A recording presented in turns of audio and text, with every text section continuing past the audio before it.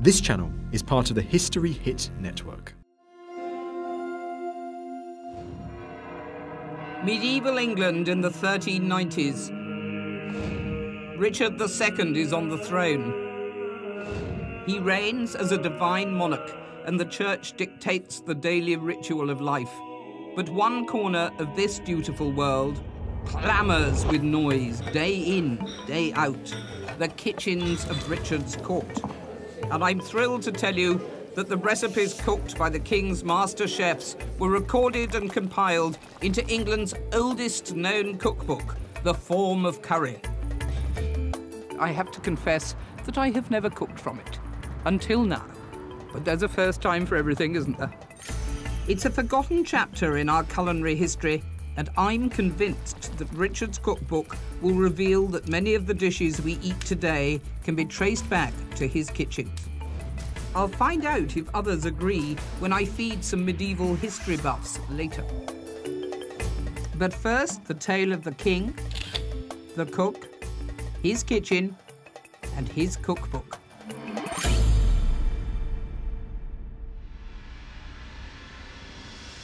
Richard II, the story goes, was swaddled in the skin of goats at birth. What an intimate introduction to the fruits of his land.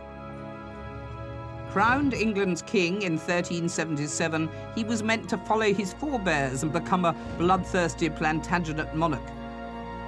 History records, however, he instead pursued the good life. I feel I can call him a gourmet king because of what he and his courtiers ate. One precious document from his reign has survived. Here, in the imposing British Library, his cookbook is kept secure, and I'm now going to feast on Richard's regal cuisine with medieval archivist Claire Bray. Well, you can see it's a little bit damaged, but the very first words, A Forme of Curry, was compiled of the chief master cooks of King Richard II. Translated from the Middle English, form means method and curry means cooking, i.e. a method of cooking. Such straightforward modern language in an ancient text. I love it. It's nearly 6 metres long altogether. Yeah, we'll be here sometime then. Yep. So this is the index. It's a little bit faded. As you can see, it seems to have been used Well, it's been around a long time. Yeah, there's quite a few stains. Yes, stains in the kitchen. So how many recipes are there here? Because they seem to be an awful lot. Yeah, no, there are. There's 196 altogether. 196 is typical, isn't it? They couldn't manage the extra four to make it 200. I've written cookbooks myself, and I can tell you that 196 recipes is rather a lot. It's actually more like a compendium. Here we've got porpoise in broth. Porpoise? And how are we cooking the porpoise? It says, make as you made numbles of flesh with onions. Not a lot about how you're cooking the porpoise. Well, I admit, most of us wouldn't consider eating porpoise today, but some of the dishes have very familiar names.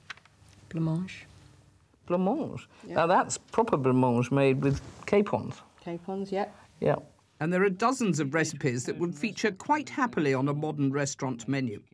Salad. Salad. Yes. So they did eat salad. Oh, yes, they did, yes. So take parsley, sage, garlic. Yes, who says the English don't eat garlic? What's that word?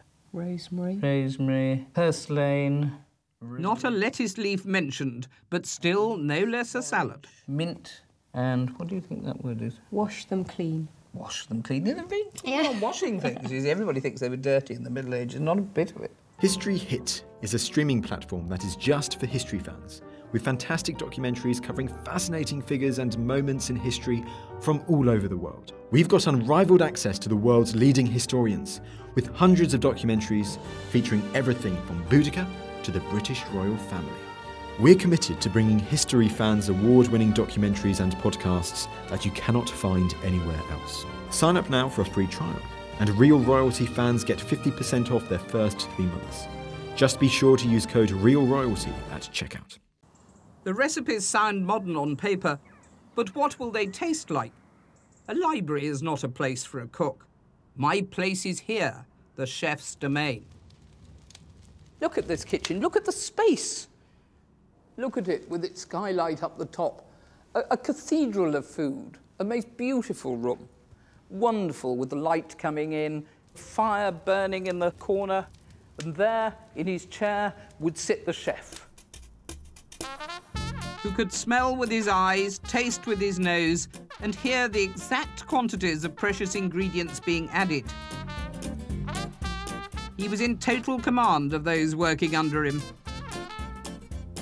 Like today, the king's master chef would have worked his way up through the kitchen before getting to the prized top job. With a vast court to feed, he led a kitchen of up to 300 staff, all of whom had clearly delineated roles. These kitchens really did swing. Sauce makers, who prepared sauces for the vast array of dishes. Mincers, who minced and ground spices all day long. Pluckers, all manner of birds featured on the king's menus. Boners, knife skills were essential as carcasses were stripped bare. Choppers, a constant supply of wood was required. Spit boys, most of the food was cooked in fireplaces which were large enough to roast a whole ox. And roasters. Teams worked in shifts in high temperatures, often with virtually no clothes on. All this activity done day in, day out under the aegis of the master chef. Overseeing, ruling his kitchen, very much as it is today, the only man in the kitchen who sat. And he would tell people what to do, point to where the meat was burning, overseeing everything in his domain. He was truly a chef, a chief of his brigade.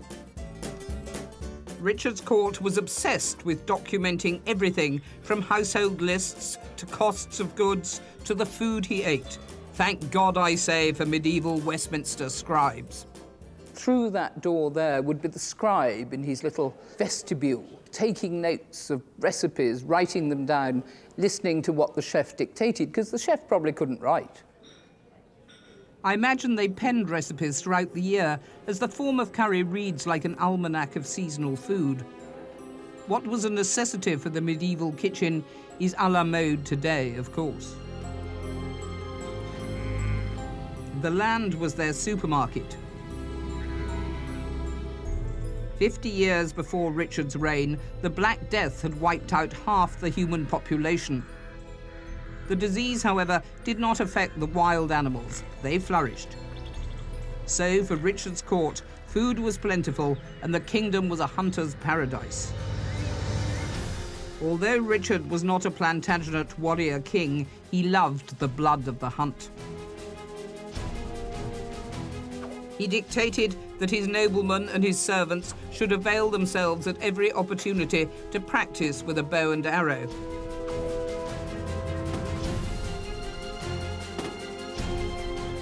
He himself often hunted with his greyhounds, as only a king could. But one of the great sports of the time that Richard loved was falconry. Richard particularly prided himself as a sportsman who went out and caught food for the table, all sorts, everything from herons to ducks to hares, depending on the size of the animal. And there were strict rules of etiquette as to which birds you could have. Only a king could carry an eagle or a gerfalcon. Even for a king, buying one of these birds would have meant digging deep into the royal purse. In 1399, Richard paid 260 gold florins for a gerfalcon. That's £34,000 in today's money. They were very rare, but prized for their long-distance flying and hunting acumen. This was a bird for a king, and it knows it's being held by a commonplace cook, so it's trying to get away. No, you stay with me for a minute. A cat may look at a king, and a cook may look at a gerfalcon. Yeah. But not all meats were hunted. Geese were farmed. And there's one recipe in the form of curry that for Richard and his chefs would have been the main event of any feast. It's a dish I've chosen to cook because I think it will also reveal just how contemporary the food really was. Sauce Madar. Take sage, persil, hyssop and savoury, quinces and pears, garlic and grapes, and fill the geese therewith, and so the whole that no grease come out, and roast him well, and keep the grease that falleth thereof. What is different about this dish is the amount of herbs and quite expensive spices that goes into it. Therefore, it became a luxury dish and something that would grace the king's table. Here we have sage, which was for the digestive system. Sage was also supposed to clean the blood and to give you wisdom. And hyssop, which was supposed to cleanse you. My soul is whiter than the swan when washed with hyssop. And savoury, which was a herb that prevented flatulence, very necessary in the medieval diet. So a bit of that, and some parsley. Parsley cleans the breath. Parsley also cleans the blood. And some garlic. Garlic, of course, burneth away the fat that groweth round the heart. Cooking and medicine were very intertwined. I suppose it's a bit like today, isn't it, when you have all these things that you're told are good for you, but each generation thinks it has the answer to eternal life. And some chopped pears. These would have been cooking pears, Warden pears probably. Fruit with geese is always been a good idea. It's what we do today. I have a recipe where we stuff the goose with wild cherries, and that's also delicious. And then the quince. Quinces grew in this country, but they were mostly imported from the continent, and that wonderful rich smell and taste was something that the Middle Ages loved. And lastly, some grapes. Richard was very keen on his exotic fruit. The smell of that with the fruit and the herbs is quite delicious. And now we put everything into the goose, just in handfuls as it goes. Stuff it right down. There's a lot of room in a goose. There we are. And now we sew the goose up so that nothing falleth from it. And of course the fat that is in the goose will lubricate the stuffing, which is why we put no oil or anything like that in. If I were to choose, I would cook this over the fire behind me, and some poor little scullion would have to spend the next 4 hours chopping wood and feeding it into the flames. However, given that we are now in a modern age, and Richard would probably have approved, I'm going to transfer it to a modern oven. The form of curry doesn't give details like cooking times or quantities. As today, the chefs were expected to know what to do. But it does document the cooking techniques, and the terminology hasn't changed in 700 years. Parboil, strain, clarify, toast, bake, and roast. Next, the cooked goose is dressed with the sauce madame, a sauce fit for a king as it's full of expensive spices. And the sauce is started by using the juicy stuffing. So now I'm going to open the goose. And there inside, you'll see, is all our lovely stuffing, beautifully cooked. All melded together, the herbs and the fruit and the grapes and the quinces and the pears. And I'm just adding it to the bread and the gelatine. And now I'm going to add my poudre douce sweet powders, or good powders, which is a combination of all sorts of different spices. And really it was a matter for each individual chef, but there were certain things that always went in. Salt, of course, sugar, and a bit of mace, and some ground ginger. Then I mix all this together, put it in with my gelatine and my stuffing and everything else, and mix it together. And I'm going to put it onto the fire and let it all cook together. And now we cut our goose into pieces, smite him into pieces, as it says in the cookery book. See this lovely goose, look at that. Only the best for the king. Just give this a little stir. And now for the sauce madame, which I'm going to put over the goose.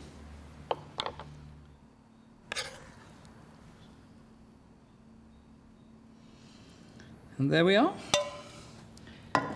And now, as the book says, and serve it forth. Sauce madame was elegant, expensive, and sophisticated cuisine, like food, like monarch. As Richard grew up, he became known as the Dandy King, the king who brought us the pocket handkerchief. He insisted on bathing at least once a week. He was a flamboyant dresser, and, interestingly to me, he took to eating in his private chambers, eager to be aloof from his court. It was all about appearances. Historians paint him as a petulant, narcissistic king seeking to create a mystique around his majesty. But he, like everyone else, had to bow to the power of the church. He left us a cookbook, but it was the church that dictated what he ate. To adhere to religious doctrine, Richard and his court needed to eat lots and lots of fish. In the Middle Ages, the church rigorously insisted that there were something like 242 days that were fasting and abstinence a year. That is, days when you couldn't eat meat. And so, obviously, they ate a lot of fish. This led to medieval fish farming, and Richard was famous for his well-stocked fish ponds, or, as they called them, stew ponds. Nevertheless, having to eat fish so many days of the year led to some clever rewriting of creature classification. Of course, if you were rich and you really got bored with fish, you got all sorts of dispensations. Beaver, for instance, because it lived in the water, was considered fish. But fish it was for more than half the year, so the chefs had to be very creative. The recipes in Richard's cookbook detail a huge array of ingredients, and particularly mention the jewels of his courtly cuisine, exotic spices. And they are central to the next recipe I've chosen to cook. It's one I've tasted many times in the markets of Spain. So I'm thrilled to find it in the form of curry. Today it's called escabeche, or sweet and sour fish. Eggerdouce of fish. Take roaches, other tenches, other soles, smite him in pieces. First of all, I'm going to make a syrup. And I'm going to take some vinegar, white wine vinegar, and in it, just like making a syrup today, I'm going to put some sugar. Sugar was an extreme luxury in those days, something so expensive that liberal use of it was most unexpected. And then, of course, we have these really expensive spices. We've got some Ethiopian pepper, known happily by the name of grains of paradise. I've got some ground ginger here. Ginger, of course, came all the way from the Far East. Imagine the amount of distance it had to travel by horseback, muleback, camelback, everything else to get to England. And a bit of ground cinnamon here, and some cloves all the way from the Spice Islands. Long, long way to come. Let's put a little bit of bark cinnamon in as well, just to prove that we know what we're doing.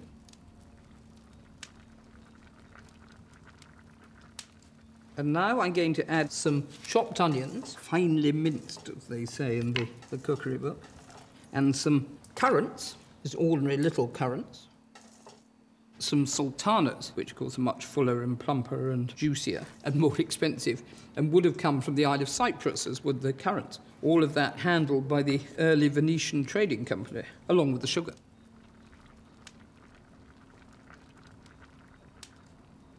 And now I'm going to cook the fish. So some pike. There are a nice long fillet of pike. The soles, of course, are saltwater fish. Got a nice bit of roe in this one here. Part of the reason for using the different fishes is that they have different textures, they have different flavours, and in the case of the roach, they have an oiliness about them which is quite different from the other two fishes, which are a white fish and rather plain, and a different colour. Then simply fry in a pan. They used olive oil, by the way. And there we are. There's our fish pieces, all nicely cooked. I'm just going to tip the sweet and sour syrup with its onions and currants all over the fish. And there it is ready to go out to the table. Delicious. Fit for a king with those exotic spices.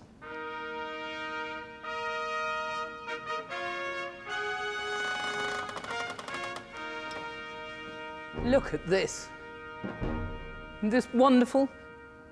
This great medieval hall, the most brilliant space, the king's table, head table at the top, and then stretching before us the tables, and the servers would come from the kitchen bearing the great dishes, and everything would be served, and the chefs made sure that everything was a pageant and a picture in the royal court.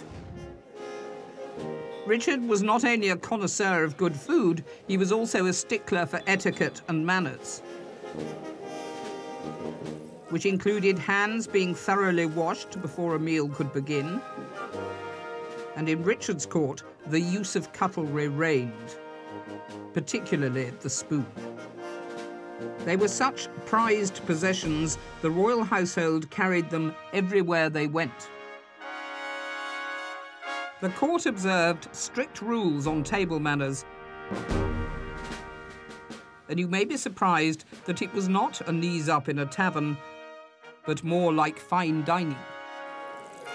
Whilst the courtiers ate, the kitchen worked tirelessly, cooking and cleaning as food was sent out all the time. One recipe I found in the form of curry reads like a classic modern pudding.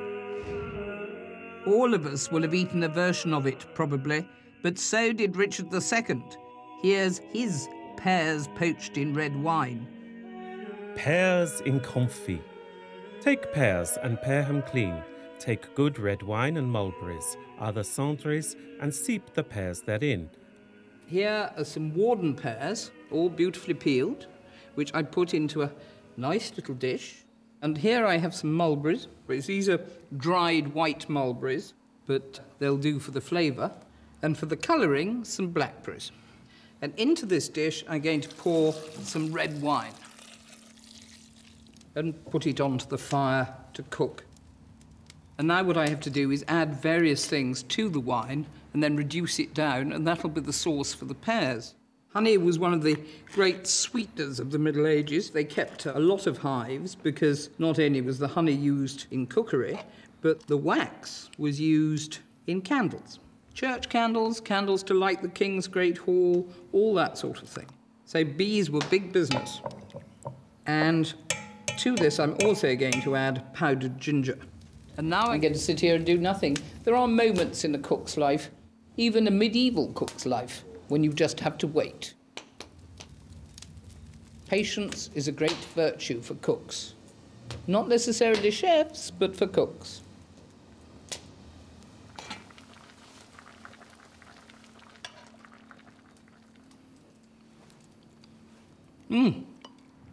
Sweet and beautiful. There it goes. And as it says, mess it forth, hot or cold. Richard ate better than almost any English king. Food like this cost a fortune. One feast in 1383 is recorded as costing £57,000 for food and £10,000 for napery and for spices. A staggering amount. In order to maintain this standard of living, he taxed his subjects horrendously, to the hilt. And they didn't like it. What's more, he began to lose support in his court and parliament. Richard ignored them and famously declaimed, "I will not dismiss one scullion from my kitchen at Parliament's request." Disillusioned noblemen soon conspired against him. Richard retaliated brutally, either killing or exiling the rebels, but the clock was ticking for England's king. Before his tale ends, however, I'm eager to discover how Richard's cuisine tastes today. So I've invited Kate Cahoon, food writer, Chris Woolgar, medieval archivist, Michelle Berridell Johnson, food historian and keeper of the form of curry at the British Library, Claire Bray, to dine with me. First, the King's signature dish. Sauce Madame. Well, we have cooked our goose for you. This is goose with sauce Madame. Oh, and it does smell fantastic. It does smell good, doesn't it? Silence is always good when people are eating. Actually, it's not as rich as you normally expect goose to be. This must be partly to do with the stuffing, that it's drawn the richness out. Absolutely. And the pears actually taste, don't they? Often when they're cooked, they go a bit ropey, but these are quite sharp. Proper Warden pears. All of those different flavours all together. It's flash cooking, actually, isn't it? I mean, it all looks very beautiful, but it doesn't look flashy, but it tastes flashy. So much for bland English food, I think. Absolutely. Now for Richard's luxurious sweet and sour fish recipe.